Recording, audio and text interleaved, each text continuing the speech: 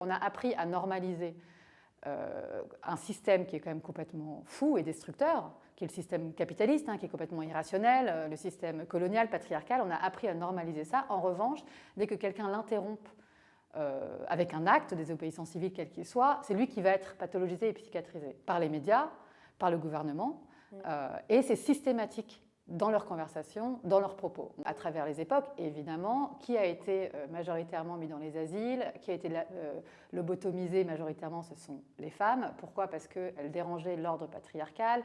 Les femmes étaient quand même enfermées au XVIIe siècle, au XVIIIe, parce qu'elles se rebellaient contre leur mari.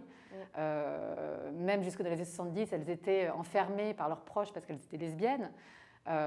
Les personnes noires, les militants notamment, ont été diagnostiqués de schizophrénie parce que justement ils se battaient pour les droits civiques. Donc il y a une relation entre cet ordre psy et ces diagnostics et quand même cette vision de la folie qui a traversé les époques et qui a enfermé des personnes qu'on considérait anormaux et anormales. Donc c'est pour ça que cette notion de folie elle est intéressante.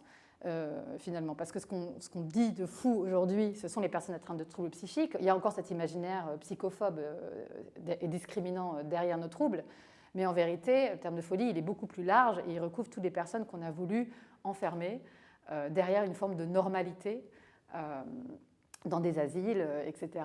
Voilà.